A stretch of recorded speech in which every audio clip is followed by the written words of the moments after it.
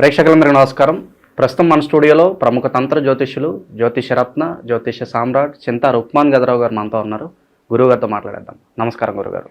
మాతృదేవోభవ, పితృదేవోభవ, ఆచార్య దేవోభవ. గురుగారు, జూన్ మాసంలో కన్యా రాశి వారి పరిస్థితి ఏ విధంగా ఉండబోతుంది? అన్ని విధాలుగా ఎలాంటి జాగ్రత్తలు, పరిహారాలు ఈ జూన్ మాసంలో కన్యా రాశి వాళ్ళు తీసుకోవాలి? కన్యారాశి వాళ్ళు, కన్యా అంటే పరిపక్వతకు అపరిపక్వతకు మధ్యలో ఉన్నదని అర్థం. అంటే ఒక పెళ్లియుడికి వచ్చినటువంటి అమ్మాయి అని అర్థం. వీళ్ళు చాలా సున్నితమైన వాళ్ళు, చాలా పౌరుషమైన వాళ్ళు. ఒక మాట అంటే వీళ్ళు ఒప్పుకోరు.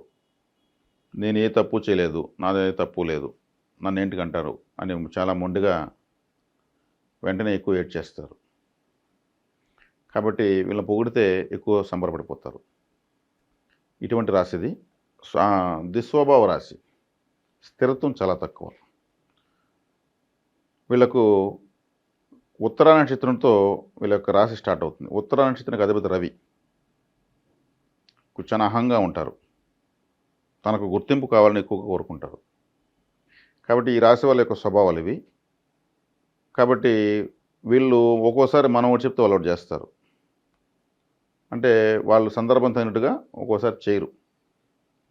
ఇప్పుడు ఈ రాశికి సప్తమంలో శని, 6 రాహు, 12 కేతు, ముగ్గురు ఫేవర్గా ఉన్నారు. 7 శని ఉంటే ఎట్లా ఫేవర్ అవుతాడంటే ఈ రాశికి మొట్టమొదటి రాజయోగ కారకుడు శనేశ్వరుడు. పంచమాధిపతి సప్తంలోకి వచ్చాడు, కోణాధిపతి కేంద్రంలోకి వచ్చి రాశిని చూస్తాడు. కాబట్టి ఈ రాశికి దిగ్బలం అంటే మంచి సపోర్ట్ దొరికినట్టే శనేశ్వరుని నుంచి. 6వ ఇంట్లో రాహు. 6వ ఇంటి రాహు అంటే ఏమి? పాపగ్రహాలు 3, 6, 11 స్థానాలు యోగిస్తాయి. ఇక్కడ 6వ ఇంట్లోకి శని రాహు వచ్చాడు కాబట్టి 18 సంవత్సరాల తర్వాత రాహు విశేష రాజయోగ కారకుడే. 12 కేతు ఎలా ఫేవరు? వ్యయం కదా అంటే కేతు మోక్షకారకుడు. మోక్షకారకుడు మోక్షస్థానంలో ఉన్నాడు. అక్కడ ఇంకేమైంది? భక్తి జ్ఞాన వైరాగ్యాలకు ఇంకా యొక్క బలం పెరిగింది. వీళ్ళు ఇప్పుడు ఆరాధనలో పూజలు ఏం చేసినా ఫలిస్తూ వస్తాయి. 12వ స్థానం కాబట్టి. తీర్థయాత్రలు చేస్తే ఇంకా బాగా ఫలిస్తాయి. తీర్థయాత్రలు కూడా చేస్తారు. మంచి మంచి క్షేత్రాలు దర్శిస్తారు. అవకాశం వస్తుంది. ఎలా వస్తుంది అంటే ఉదాహరణగా చెప్పుకుంటే ఎవరన్నా తీర్థయాత్రకు సంబంధించినటువంటి బస్సు పెట్టుకొని పోయేటప్పుడు అందులో సడన్గా ఒకరు ఇద్దరు ఆగిపోతారు, మాకు అవకాశం లేదని. అప్పుడు వీళ్ళకి ఆఫర్ వస్తుంది. ఆ డబ్బులు నువ్వు మలగొడిద్దువు, మేము ఆల్రెడీ కట్టేస్తున్నావు, నువ్వు పోయిచ్చే మా సీటు బదులు నువ్వు ఎందుకు వృధా అయ్యేదని. అట్లా కూడా వస్తాయి వీళ్ళకు. ఎందుకంటే ఆ తీర్థయాత్ర అనే పరిస్థితిలోనే కేతుగ్రహం ఉంది, మోక్షకారక కేతుగ్రహం. 10వ ఇంట్లో గురువు స్థానచలనాన్ని, స్థాన మార్పునిస్తాడు. ట్రాన్స్ఫర్స్ రావడము అవంతా ఈజీగా వచ్చేస్తాయి. కంపల్సరీ మారాల్సిందే. ఇల్లు మారినా కూడా ఇల్లు కూడా మారుతారు. కొత్త ఇల్లు కట్టుకుని పాత ఇల్లు వదిలేయడము, దాంట్లోకి వెళ్ళిపోవడం, గృహప్రవేశాలు జరగడము. లేదు ఇంక దేని రీత్యా, చదువులు రీత్యా కావచ్చు, ఉద్యోగ వ్యాపారాలు ఇచ్చా కావచ్చు, ఇంకా దేని గురించైనా స్థాన మార్పు అనేది మాత్రం బలం ఎక్కువ ఉంది. అంతకుమించి వేరే ఎక్కువ ఫలితాన్ని గురువు ఇవ్వడు. చాలామంది చాలా రోజులు ప్రయత్నిస్తున్నటువంటి ట్రాన్స్ఫర్సు, ప్రమోషన్స్ ఇవన్నీ కూడా ఖచ్చితంగా వచ్చేస్తాయి 10వ ఇంట్లో గురువు ఉండడం వల్ల, రాజస్థానం కాబట్టి. నిరుద్యోగుల పరిస్థితి బాగానే ఉంది. కాబట్టి ఈ సమయంలో వీళ్ళు ఎక్కువ కష్టపడతారు. శని లగ్నం చూస్తారు, రాశిని చూస్తాడు కాబట్టి శని ప్రభావం ఏ విధంగా రాశి పైన పడినా విపరీతంగా కష్టపడతారు. దాని రిజల్ట్ వీళ్ళకు ఉంటుంది ఈ రాశి వాళ్ళు. కాబట్టి వేరే రాశి వాళ్ళు అయితే ఆయన ఇవ్వడు, కష్టపెట్టి లాస్ట్ చేసేస్తాడు. ఓకే. వివాహ ప్రయత్నాలు ఎవరైతే చేస్తున్నారో వాళ్ళకి ఎలా ఉండబోతుంది? వివాహ ప్రయత్నాలు చేస్తున్న వాళ్ళు వచ్చి వీళ్ళకు సప్తమ స్థానంలో శని ఉన్నాడు కాబట్టి వీళ్ళు చూసే వివాహ ప్రయత్నాలు, ఇప్పుడు ఒక అబ్బాయి చూస్తాడు, కన్యారాశుల అబ్బాయి. ఆ అమ్మాయి ఒక 5 సంవత్సరాలు చిన్నది ఉంటుంది, కానీ అలా కనిపించదు, ఈక్వల్ ఏజ్లా కనిపిస్తుంది. లేదంటే తనకన్నా పెద్దలా కనిపిస్తుంది, వయసు తక్కువే. అంటే శని జీవిత భాగస్వామి అనేటువంటి 7వ స్థానంలో ఉండడం వల్ల తనకు వచ్చే జీవిత భాగస్వామి చూసేవాళ్ళు చూడడానికి ఈక్వల్ ఏజ్లా కనిపించడము. దూరం నుంచి చూస్తే దూరం నిలబెడితే అమ్మాయికి సెట్ కాదేమో ఒక భావన వస్తుంది. అమ్మాయి హైట్గా ఉన్నట్టు కనిపించడము, దగ్గర తీసుకొస్తే అమ్మాయి తగ్గినట్టు కనిపిస్తుంది, దూరంగా పోతే అమ్మాయి పొడవులాగా కనిపిస్తుంది. కొంతమందికి తనకన్నా వయసులో పెద్దవాళ్ళు, అంటే 1 నెల 2 రోజులు 6 నెలలు పెద్దవాళ్ళు కూడా సెట్ అవుతారు. జాతకాలు కలిసిపోతాయి. ఆ అబ్బాయికి అమ్మాయికి అభ్యంతరం ఉండదు. పెద్దవాళ్ళు అమ్మాయి పెద్దదైపోయింది వయసులో ఇబ్బంది పడుతుంది. ఎందుకంటే శనేశ్వరుడు వృద్ధగ్రహము. వృద్ధగ్రహం ఏమనుకున్నాడు? జీవిత భాగస్వామి ప్లేస్లో ఉన్నాడు. ఆయన వృద్ధగ్రహం అంటే పెళ్ళికలు ఎలా ఉంటుంది? కొంచెం మెచ్యూర్డ్. అందుకు అమ్మాయి అటువంటి సంబంధాలు వస్తాయి. మరి సుకుమారంగా, నాణ్యంగా, లావణ్యంగా ఉండాలన్న సంబంధం కావాలనుకుంటే అట్లా అనుకుంటే వాయిదాలు పెట్టుకోవచ్చు. కాస్త టైం వెళ్తే పడుతుంది. ఓకే. లేదు అమ్మాయి చదువు సరిపోయింది, అమ్మాయికి ఇబ్బంది లేదు, నేనే అమ్మాయి కన్నా సంవత్సరం చిన్నోడిని, 1-2 సంవత్సరాలు పెద్ద తేడా ఏం లేదు.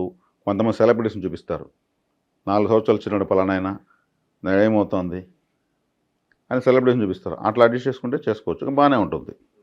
ఈ డిఫరెన్స్లు ఉన్నా కానీ చేసుకుంటే, వివాహం చేసుకుంటే బాగానే ఉంటుంది, దానికేమి ఇబ్బంది లేదు. ఓకే. వ్యాపారస్తులకి ఏమైనా సూచన ఉందా గురుగారు? అన్న వ్యాపారస్తులకు వాళ్ళు చెప్తున్న స్థాన మార్పు అన్నాను కదా, కొత్త వ్యాపారాలు ఇచ్చే వీళ్ళు కొత్త కొత్త సరుకుల కోసం కొత్త కొత్త ప్రాంతాలకు వెళ్తే బాగానే కలిసి వస్తుంది. గురువు మార్పులు చేస్తాడు, చక్కగా చేసుకోవచ్చు. అధిక పెట్టుబడులు పెట్టకుండా వాళ్ళకి తగ్గట్టుగా పెట్టుకుంటేనే బాగుంటుంది అంటారు. తక్కువ పెట్టకూడదు, ఎక్కువ పెట్టకూడదు. ఇది నేరుగా 7లో శని ఉన్నాడు. శనేశ్వరుడు ఎక్కువకి కారణం కాదు, ఆయన తక్కువకి కారణం. పిసినారితనం చూపించాలంటే శనేశ్వరుడే. ఆయన అందుకే పిసినారు కాబట్టి సుఫలితాలు ఇవ్వడు. శని వచ్చాడంటే అంతా మనకు ఏది రాదంటారు, ఆయన పిసినారి, కొసరి ఇస్తాడు. కాబట్టి ఇప్పుడు పెట్టుబడులు ఎక్కువ కూడా ఆయన పెట్టలేడు. పెట్టేదానివల్ల ఒక్కోసారి మంచి తక్కువ రేటుకి వచ్చింది ఆ స్టాక్ కొనేస్తారు, ఏదన్నా చాలా తక్కువ రేటు, మళ్ళీ ఫ్యూచర్లో దొరుకుతుంది. అది కొనేసిన తర్వాత తెలుస్తుంది ఇప్పుడల్లా సేల్ కాదని, అప్పుడు దాన్ని డంప్ చేసి పెడాల్సి వస్తుంది. అప్పుడు క్యాపిటల్ డెడ్ అవుతుంది. అంటే ఎప్పుడుకో అమ్ముకున్నదని ఇప్పుడు ఉన్న డబ్బు దీనికి పెడాల్సి వస్తుంది. అది పెట్టుబడులు అలా తారుమారవుతాయి. అది కొంచెం చూసుకొని పోవాలి. ఇన్స్టెంట్ క్యాష్ వచ్చేటువంటి వాటిని సెలెక్ట్ చేసుకోవాలి. ఇక ఆరోగ్యరీత్యా ఎలా ఉండబోతుంది గురుగారు? ఆరోగ్యరీత్యా ఎత్తుకుంటే వీళ్ళకు కీళ్ళు, నరములు, చర్మ సంబంధమైనటువంటివి, నవ్వలు, ఇచ్చేసి రావడం ఇటువంటివి వచ్చేందుకు అవకాశం ఉంది. కేర్ఫుల్గా చూసుకోవాలి. మరీ ముఖ్యంగా చికెను, వంకాయ కొన్ని ఉంటాయి, ఇవంతా నవ్వలు ఎక్కువ కారణం. మోకాల కింద ఎవరైనా గీరుతున్నారంటే చికెన్ ఎక్కువ తింటానని అర్థం. దాని కెమికల్స్ ఎక్కువ ఉంటాయి. 6 to 7 times వేస్తారు ఇంజక్షన్, దానికి 40 daysకే. అన్మెచ్యూర్డ్ మాంసం అది. దాన్ని తినడం వల్ల ఆ ఇంజక్షన్, ఆ కెమికల్ ప్రభావము, టాక్సిన్స్ అంతా కాళ్ళ కింద దిగేస్తాయి. బాడీ అంతా వెయిట్ ఉంటుంది కదా, అప్పుడు గీరుకోవాల్సి వస్తూ ఉంటుంది, అన్ఈజీగా ఉంటుంది. చర్మ సంబంధమైన సమస్యలు వచ్చేదానికి అవకాశం ఉంది. కీళ్ళు, నరములకు సంబంధించిన సమస్య ఎక్కువ వచ్చేదానికి అవకాశం ఉంది. కాస్త మొహకళ తగ్గేదానికి, బ్లాక్ గ్లో. ఎందుకంటే శనేశ్వరుడు డైరెక్ట్ లగ్నం చూస్తున్నాడు. శని నల్లని వాడు కాబట్టి ఇవి ఉన్నాయి. పరస్త్రీ వ్యామోహం కానీ, పరపురుషుడు వ్యామోహం కానీ, వీటి వల్ల వైవాహిక జీవితంలో సాధారణంగా ఈ రోజుల్లో ఎక్కువ ఇబ్బందులు వస్తున్నాయి. ఇలాంటి పరిస్థితులు ఏమన్నా ఈ రాశి వాళ్ళకి కనిపిస్తున్నాయి గురుగారు? అవంతా ఏం లేవండి. ఎందుకంటే శని లగ్నం చూస్తున్నాడు కాబట్టి వీళ్ళకి కాస్త కళ్ళే తగ్గుతాడు కాబట్టి వీళ్ళని చూసి వ్యామోహించాలి ఎవరు ఉండరు. వీళ్ళకి ఎవరినో వ్యామోహించాలని ఉండదు. వీళ్ళకి జనరల్గా ఎత్తుకుంటే కడుపు నొప్పి, అల్సర్సు ఈ టైప్ వచ్చేదానికి అవకాశం ఎక్కువ ఉంటుంది. ఏదో ఒకటి కడుపుకు సంబంధించి పొత్తు కడుపు, లివర్ కార్డు నొప్పి రావడం ఇట్లాంటి ఉంటాయి. వాటిపైన జాగ్రత్తలు తీసుకుని చాలు. శనిగ్రహము లగ్నంలో చూసిన లగ్నంలో ఉన్న దేహకాంతి కాస్త వాడుతుందని చెప్పచ్చు. సో ఇలాంటి సమయంలో విదేశాలు వెళ్ళడం మంచిదని అంటారు గురుగారు? విదేశాలకు బలం ఉందండి. ఎందుకంటే నేను తీర్థయాత్రలు చెప్పాను. తీర్థయాత్రలు చెప్పానంటే దూర ప్రాంతాలకు వెళ్తేనే తీర్థయాత్రలు. మన చుట్టూ అనేది ఉండవు. 6వ ఇంట్లో రాహు ఉన్నాడు, విదేశాలకు సంబంధించిన ప్లానెట్, విదేశీ బలం కూడా ఇస్తాడు. ఇక చివరగా సినీ రాజకీయ ప్రముఖులకు ఎలా ఉండబోతుంది గురుగారు? సినీ రాజకీయ ప్రముఖులకు సినిమాలంటే శుక్రుడు, రాహు, తర్వాత చంద్రుడు.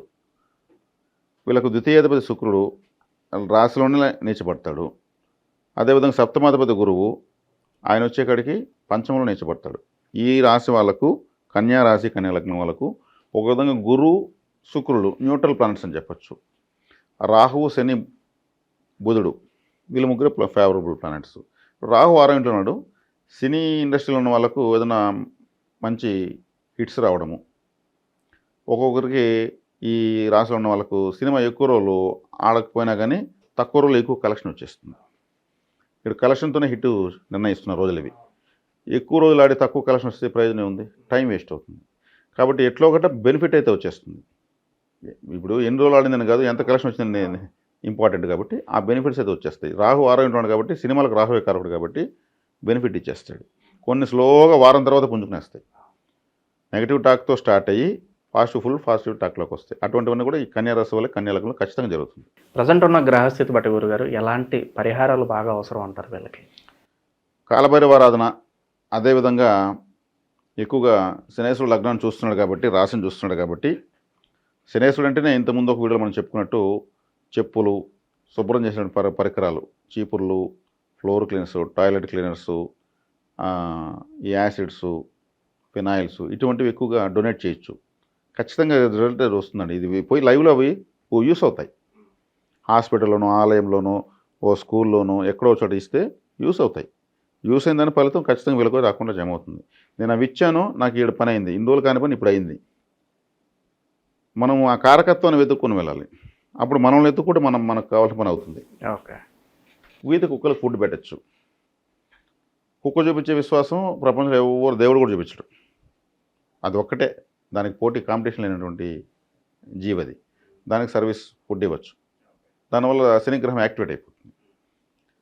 ఇది చేసుకోవచ్చు. ఆటంకాలు మొత్తం ఎగిరిపోతాయి. జూన్ మాసంలో కన్యారాశి వాళ్ళందరూ కూడా ఎలా ఉండబోతుంది, ఎలాంటి రెమెడీస్ చేసుకోవాలి, చాలా బాగా వివరించారు గురుగారు. ధన్యవాదాలు. ధన్యవాదాలు.